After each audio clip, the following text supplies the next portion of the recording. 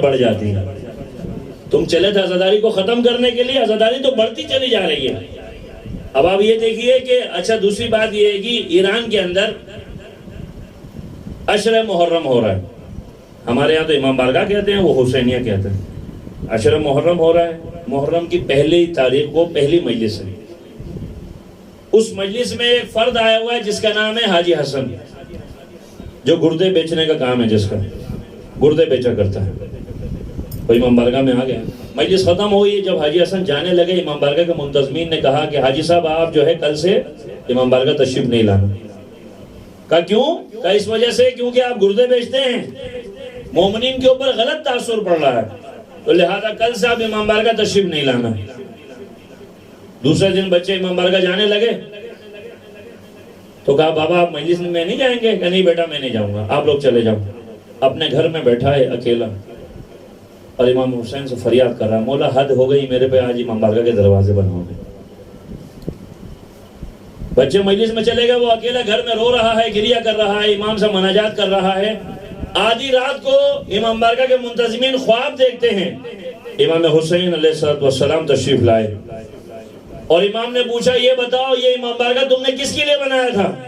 کہا سرکار ہم نے آپ کے نام پہ بنایا تھا، آپ کی خوشنودی کے لیے بنایا تھا. کہ اگر میرے نام پہ بنایا تھا، میری خوشنودی کے لیے بنایا تھا، تو یہ بتاؤ تمہاری جرت کیسے ہوئی تم نے حاجی حسن کو منع کیا؟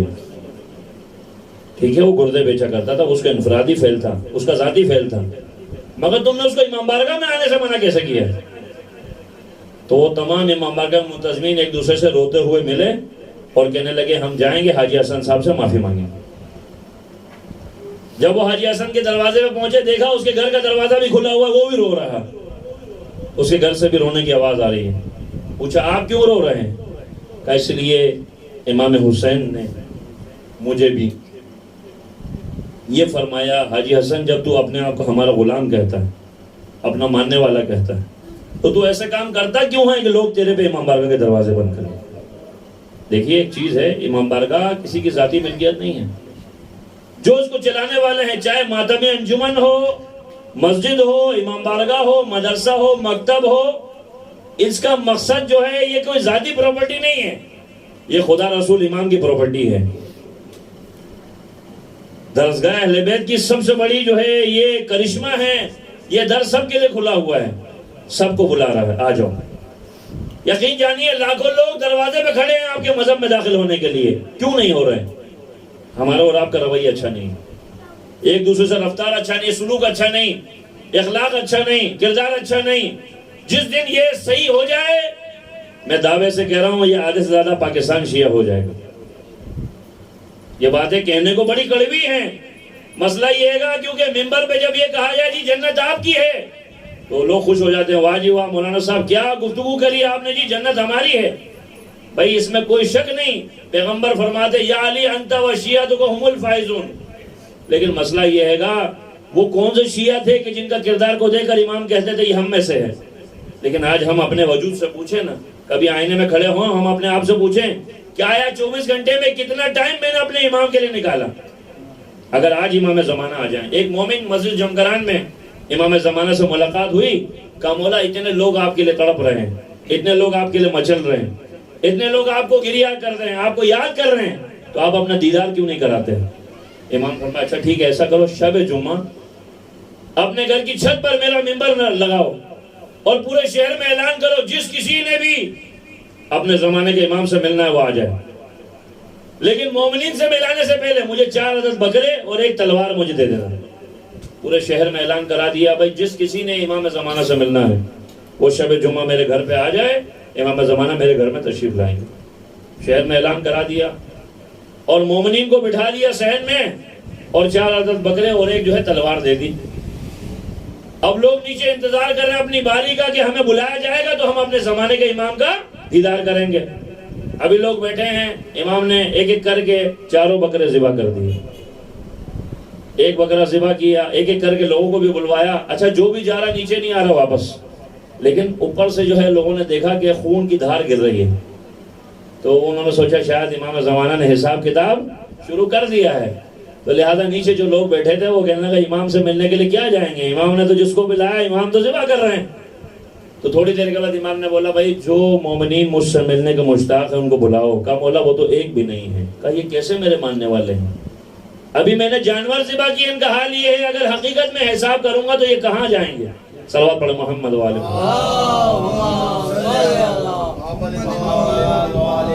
دیکھیے بات یہ ہے، اس میں کوئی شک نہیں، تبلیغ بھی ہونی چاہیے مذہب اہل بیت کی.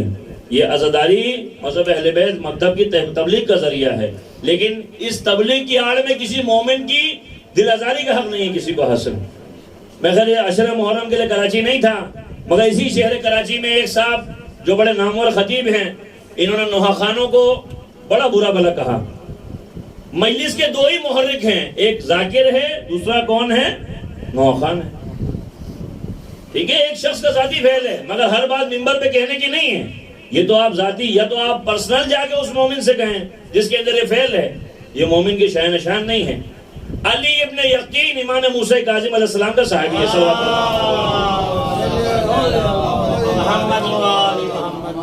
میں صرف یہ گوشہ گزار کر رہا ہوں. دیکھیے مومن کا احترام کیا ہے، مجلس کا مقصد کیا ہے. علی ابن یقین امام کا صحابی ہے، وزیر اعظم کا عہدہ مل رہا ہے. امام موسیٰ کاظم زندان میں ہے. اب وہ امام کی خدمت میں آیا، کہا فرزند رسول آپ زندان میں تشریف فرما ہیں، میرے کو وزیر اعظم کا عہدہ مل رہا ہے، میں کیا کروں؟ امام نے فرمایا شرطیہا و شروطیہا، کچھ شرط و شرائط مجھ سے باندھ لے، کچھ شرط و شرائط میں تجھ سے باندھوں اور اس عہدے کو تو قبول کر. امام نے فرمایا علی ابن یقین سن، پہلی شرط یہ ہے کہ تیری حکومت میں میرا کوئی مومن قتل نہیں ہونا چاہیے. اس بات کی تو مجھے شورٹی دے، ضمانت دے، میں تجھے ضمانت دیتا ہوں کبھی تیرے میں تلوار نہیں چلے گی.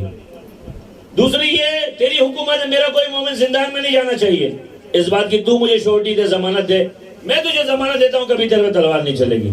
تیسرا یہ جب کبھی کوئی مومن پریشان حال تیرے پاس آئے تو نے اس کی مدد کرنی ہے. مسئلہ یہ ہے کہ جب تک کچھ نہیں ہے جی، ہاتھ پہ ہاتھ دھرے بیٹھے ہوئے، جس دن عہدہ منصب آ جاتا ہے تو اس دن یہ بھی نہیں دیکھتے سامنے والا آنے والا مومن ہے، یعنی مروت بھی بھول جاتے ہیں. ظاہر سی بات ہے، وہ کہتے ہیں نا کہ کچھ لوگوں کو عہدہ مل جاتا ہے تو اس کے بعد وہ نہیں سنتا. علی ابن یقین وزیر اعظم بن گیا، امام سے وعدہ ہوا وزیر اعظم بن گیا. امام نے حکم دیا، پیغام بھیجا کہ علی ابن یقین ہمارے طریقے سے وضو نہیں کرنا، ان کے طریقے سے وضو کرنا. وہ سوچنے لگا امام نے مجھے پیغام کیسے بھیجا، یعنی امام نے کیوں یہ پیغام بھیجا؟ تو اس کے بعد انہی کے طریقے سے وضو کرنا شروع کیا. تو معلوم ہوا کہ حاکم وقت کو کسی نے چغلی لگائی تھی کہ بھائی یہ تو امام موسیٰ کاظم کا ماننے والا ہے، یہ ہمارے طریقے پہ نہیں چلنے والا ہے. اب بادشاہ نے جب چھپ کے دیکھا تو پتہ چلا کہ بھائی یہ تو ہمارے طریقے سے کر رہا ہے، اس کا مطلب یہ سب لوگ جھوٹ بول رہے ہیں، حسد کرتے ہیں اس سے. اب حاکم وقت نے ایک شاہی لباس بھیجا، قیمتی لباس، وہ عطر لگا کر امام کی خدمت میں لایا. امام نے فرمایا علی ابن یقین اس لباس کی تو حفاظت کر، یہ لباس تیری حفاظت کرے گا، یہ ہماری امانت ہے تمہارے پاس.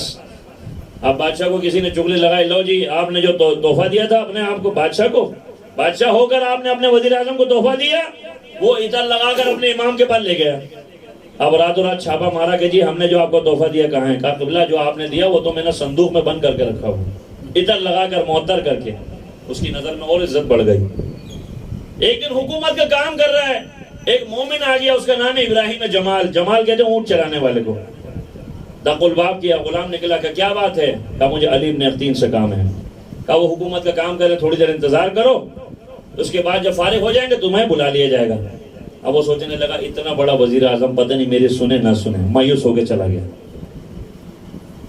اب جب فارغ ہوا تو پوچھا بھائی وہ کہاں ہے ابراہیم جمال؟ کہا جی وہ تو چلا گیا. اب یہ امام موسیٰ کاظم کی خدمت میں پہنچا. جیسے امام کی خدمت میں پہنچا، امام نے چہرے کا رخ پھیر لیا. امام نے فرمایا جس وزیر اعظم کے پاس میرے مومن سے ملنے کا ٹائم نہیں ہے، موسیٰ کاظم کے پاس بھی ایسے بندے کے لیے جگہ نہیں. اس کے پاؤں تلے زمین نکل گئی، میرے زمانے کے امام مجھ سے ناراض ہیں. کہا مولا کوئی معافی کی سبیل ہو سکتی ہے؟ کہا ایک سبیل ہو سکتی ہے، پہلے جا کے میرے مومن کو راضی کر، پھر آ کے زمانے کے امام کو راضی کر. اب وہ آدھی رات بنا جوتوں کے گلیوں میں پوچھ رہا ہے ابراہیم جمال کا گھر کون سا؟ کسی نے کہا یہ گھر ہے. دق الباب کیا، اندر سے آواز آئی کون؟ کہا علی ابن یقین. کہا اتنا بڑا وزیر اعظم مجھ غریب کے گھر میں کیا کام ہے؟ کہا مجھ سے راضی ہو جا، امام موسیٰ کاظم مجھ سے ناراض ہے. فوراً دروازہ کھولا. کہا میں امام موسیٰ کاظم کے نام پہ تجھے معاف کرتا ہوں. کہا ایسے نہیں، اپنے قدموں کو خاک آلود کر کے میری گال پہ لگا تاکہ میں سند لے کے امام کی خدمت میں جاؤں. کہا یہ نہیں ہو سکتا، تو بھی مومن ہے، امام کا صحابی ہے، میں تیری بے حرمتی نہیں کر سکتا. کہا نہیں، میں سمجھوں گا تو نے مجھے معاف اس وقت کیا ہے جب تو یہ کام کرے گا. جب زیادہ اصرار کیا اس نے اپنے قدموں کو خاک آلود کیا اور گال پہ نشان لے کے جب امام کی خدمت میں گیا نا، امام نے سینے سے لگا کے کہا علی ابن اقطین مثل کا مثل کعبہ، مومن کی مثل خانہ کعبہ کی مثل ہے. اچھا یہ تو علی ابن اقطین کی مثال ہے. ہم اپنے وجود میں دیکھیں نا، ہم کیا کرتے ہیں؟ ہمیں پتہ چلے محلے میں فلاں صاحب کے گھر کا یہ ویک پوائنٹ ہمیں مل گیا، ہم سب سے پہلے جو ہے بیگانوں کی شادی میں عبداللہ دیوانے کی طرح پورے شہر میں وکی لیکس کی طرح اس کے راز کو فاش کریں گے. ارے آپ کو پتہ چلا فلاں صاحب جو بڑے مومن بنتے تھے ان کے اندر یہ کمزوری ہے، ان کا یہ ویک پوائنٹ ہے، ان کے گھر میں یہ معاملہ ہے. سب سے پہلے ہم یہ نقش کریں گے. دیکھو خدا کی قدرت بھی کتنی لاجواب ہے. یہاں تم نے کسی کے عیب پہ پردہ اٹھایا، وہاں خدا نے تمہارے گناہوں پہ پردہ اٹھایا. یہاں تم نے کسی کے عیب پہ پردہ رکھا، خدا نے تمہارے عیب پہ پردہ رکھا. یہ خدا کا قانون ہے. حضرت موسیٰ جیسا نبی وہی ہوئی. موسیٰ تیری قوم میں بد کردار شخص ہے، اگر وہ تیری قوم سے نہیں نکلا تو پوری قوم پہ عذاب نازل کروں گا. موسیٰ نے قوم کو بتایا خدا کا وعدہ ہے، خدا نے کہا ہے کہ پوری قوم عذاب مبتلا ہو جائے گی اگر وہ بد کردار شخص ہماری قوم سے کی سب سے نہیں نکلا. او بد کردار شخص، خدا نے وعدہ کیا اور وہ ٹائم بھی بتایا جس ٹائم پہ میں عذاب نازل کروں گا.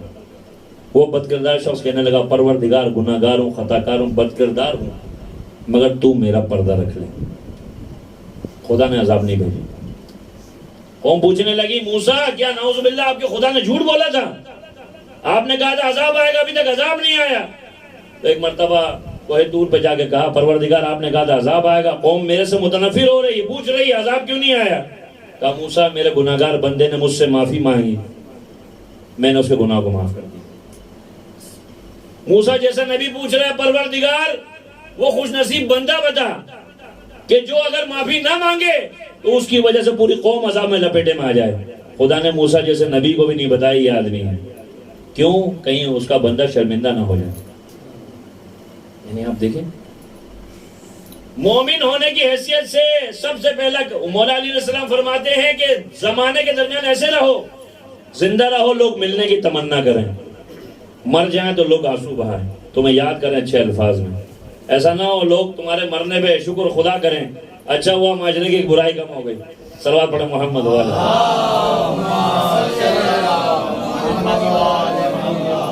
تو میں عرض کر رہا تھا کہ عزاداری مذہب اہل بیت کی تبلیغ کا ذریعہ ہے. تبلیغ کا یہ دلوں کو جوڑنے کے لیے، دلوں کو توڑنے کے لیے نہیں ہے.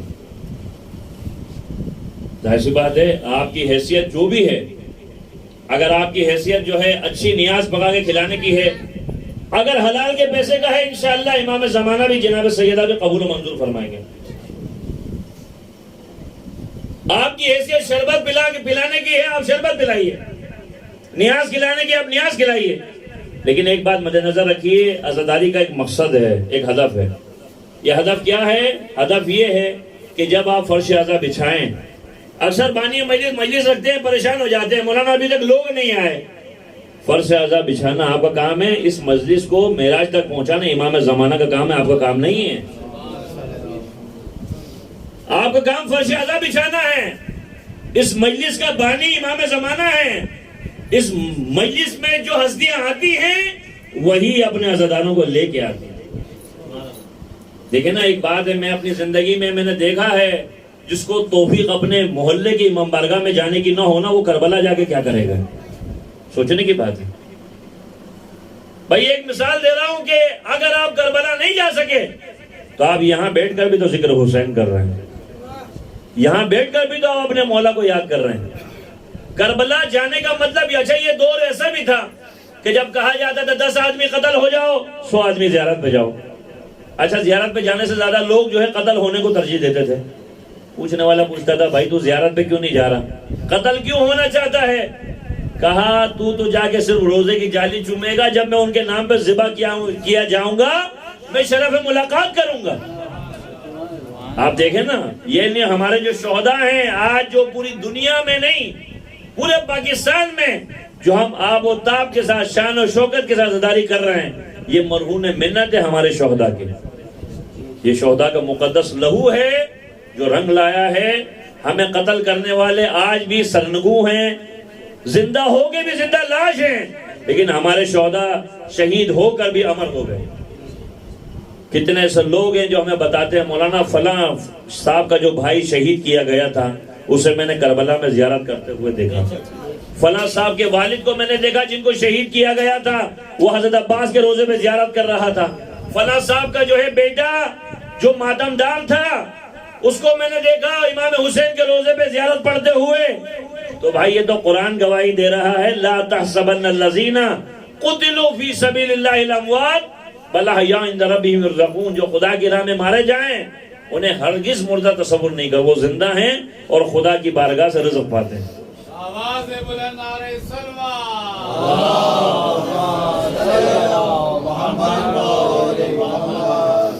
دیکھیے ایک چیز آپ مد نظر رکھیے، تقدس عزاداری.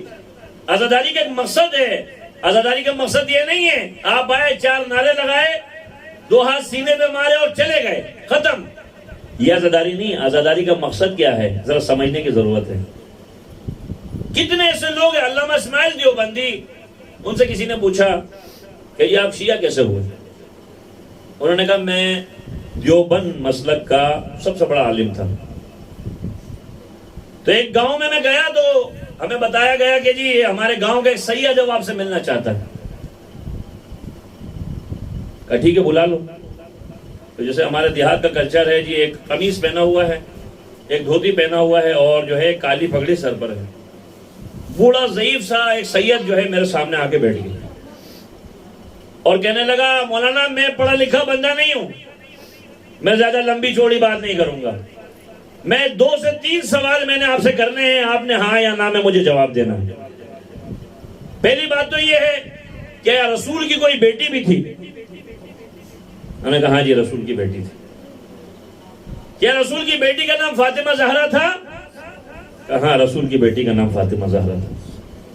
کیا وہ دربار بھی گئی تھی؟ کہ یہ تو شیعوں کی روایت ہے، مولانا شیعہ سننے کی بات نہیں ہو رہی ہے، میں پڑھا لکھا بندہ نہیں ہوں، ہاں یا نہ میں جواب دیں. کیا رسول کی بیٹی دربار گئی تھی؟ کہا ہاں جی دربار گئی تھی. کیا اس نے کوئی حق بھی مانگا تھا؟ کہا حق بنتا نہیں تھا. کہا مولانا میں بحث کرنے نہیں آیا، نہ مناظرہ کرنے آیا ہوں، ہاں یا نہ میں جواب دیں. تو کہا ہاں دربار گئی تھی، اپنا حق بھی مانگا تھا. کیا امت نے دیا؟ کہا امت نے نہیں دیا. کہتے اس سید نے سر پہ سے عمامہ اتارا، اس کی آنکھوں سے آنسو جاری ہو گئے. کیسی امت تھی. ہمارے گھر میں تو دشمن کی بھی بیٹی آ جائے، کسی کمی کی بھی بیٹی آ جائے، ہم اس کو خالی ہاتھ نہیں بھیجتے. رسول کی بیٹی کو خالی ہاتھ بھیجا. اسماعیل دیوبندی کہتے ہیں وہ سید تو چلا گیا لیکن میرے وجود میں طوفان برپا کر کے چلا گیا. میرے وجود میں طوفان برپا کر کے چلا گیا کہ بھائی میں سوچنے لگا یہ سید کیا بول کے گیا، اس نے ایسا کیا جملہ بولا جو میرے وجود میں، میرے سینے میں خنجر چبھ رہے ہیں. اس کے بعد میں نے جو ہے تحقیق کرنا شروع کری اور یقین جانیے پوری دنیا میں جو بھی مذہب اہل بیت کو قبول کر رہا ہے اس کے سر پہ قرآن رکھیں اور اس سے پوچھیں تم نے کس بات نے تمہیں مذہب اہل بیت میں داخل کیا، وہ کہے گا حضرت فاطمہ زہرا کی مظلومیت. حضرت فاطمہ زہرا کی مظلومیت. اسی لیے علماء فرماتے ہیں جس کسی نے اپنے بچوں کو حضرت فاطمہ زہرا کی مظلومیت کا نہیں بتایا اس نے جو ہے امام سے بھی خیانت کری ہے، اپنی اولاد سے اور نسل سے بھی خیانت کری. کیوں؟ پہلی مبلغہ ولایت امیر المومنین ہے جناب فاطمہ زہرا. ایک ایک صحابی کے گھر کو دروازے کو کھٹکھٹایا ہے. حسن و حسین کو لے کے گئی ہیں، آؤ میرے بابا کے صحابیوں آ کے گواہی دو. 1.25 لاکھ کے مجمع میں تم بھی موجود تھے کہ جب علی کو من کنت مولا فاز علی المولا کر میرے بابا نے اعلان کیا تو کسی نے کہا سیدہ آپ کے بابا بہت دور تھے ہمیں نظر نہیں آیا. کسی نے کہا شور زیادہ تھا سنائی نہیں دیا.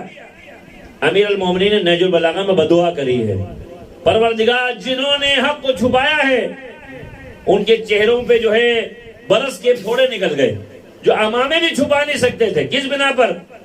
امیر المومنین کی گواہی کو چھپانے کی بنا پر. آج جو ہے دشمن پہلے تو اس نے بڑی کوشش کری جی ہمیں گولی مار کر ختم کرنے کی، وہ تو نہیں ہوا.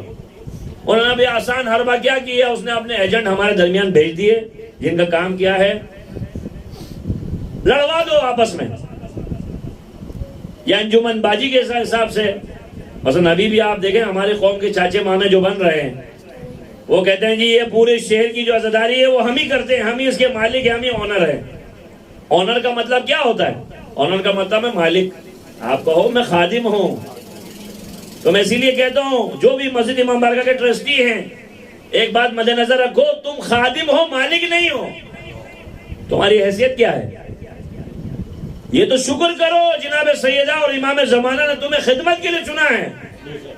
جب تم یہ کہو اگر میٹنگ میں جا کر یا مومنین میں یہ باور کراؤ جی ہم آنر ہیں، آنر تو مالک ہوتا بھائی. آپ مالک کہاں سے ہو گئے؟ مالک تو وہ ہیں جنہیں خدا نے وجہ تخلیق کائنات بنایا ہے. آپ کہاں سے مالک بن گئے؟ تو لہٰذا اس بات کو مد نظر رکھیں. امام حسین علیہ السلام نے بھی، رسول اللہ صلی اللہ علیہ وسلم نے بھی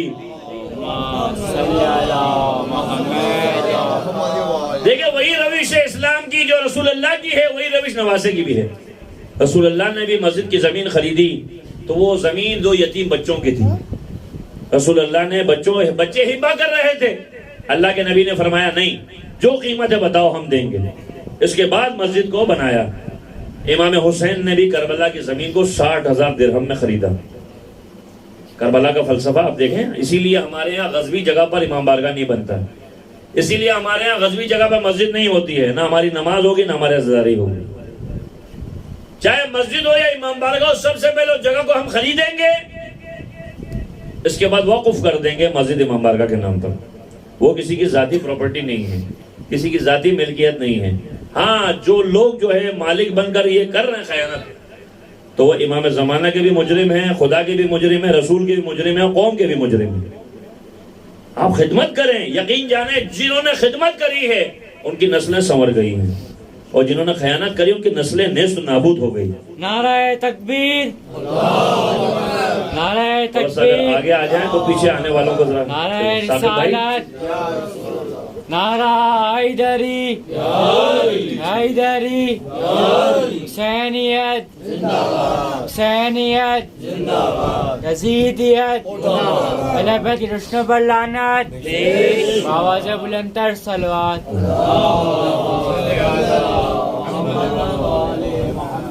آپ کبھی کربلا کی تاریخ پڑھیے،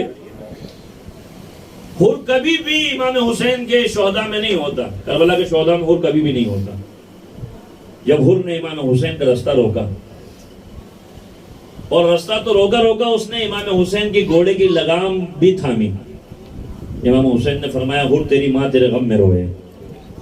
حر نے ایک جملہ کہا، آپ کی ماں حضرت فاطمہ زہرا میں بنا وضو کے نام بھی نہیں لے سکتا. اگر آپ کی ماں جو ہے وہ مقدس ہستی نہیں ہوتی تو میں بھی شاید جواب میں کچھ کہتا، مگر آپ کی ماں وہ ہستی ہے کہ جن کا بنا وضو کے میں نام لینا بھی اپنے لیے جو ہے ایک بے ادبی سمجھتا ہوں.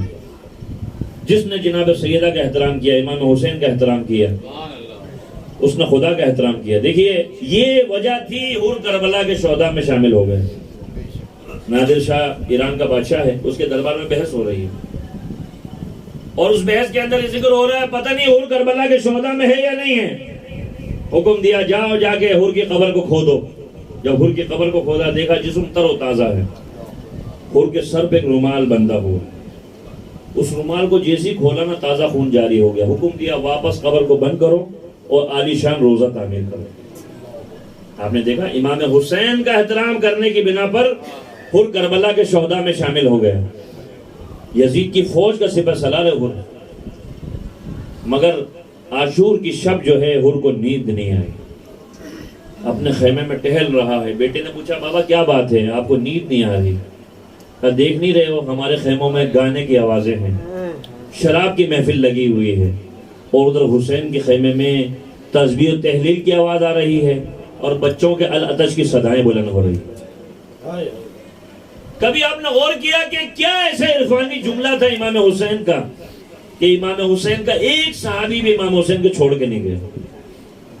شب عاشور امام حسین نے اپنے اصحاب کو خیمے میں جمع کیا.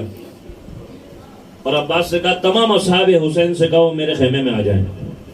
اور امام نے خطبہ ارشاد فرمایا دیکھو تم میں سے اگر کوئی یہ سوچ کے آیا ہے مال غنیمت ملے گا، کوئی مال غنیمت نہیں ملے گا. جو میرے ساتھ رہے گا ذبح کیا جائے گا، قتل کیا جائے گا، یہاں تک کہ سر کو کاٹ کر نو کے نیزہ پہ سر کو بلند کیا جائے گا.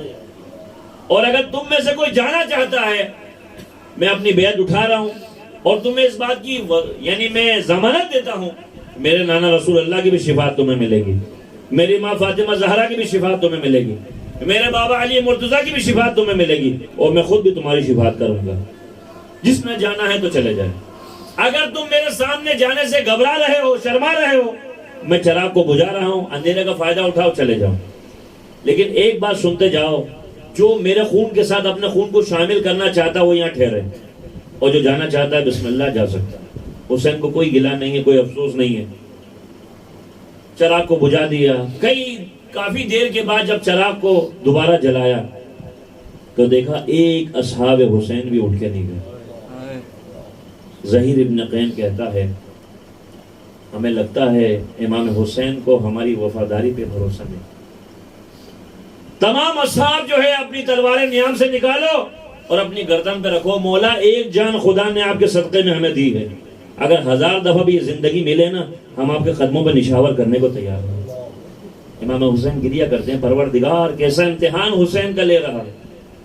ایسے اصحاب تو میرے نانا رسول اللہ کو بھی نصیب نہیں ہوئے، میرے بابا علی مرتضیٰ کو بھی نصیب نہیں ہوئے، میرے بھائی علی مرتضیٰ کو بھی نصیب نہیں ہوئے جو حسین کو اصحاب ملے. کوئی بھی جانے کو تیار نہیں ہے. سب اس بات پہ آمادہ ہیں آپ کے قدموں پہ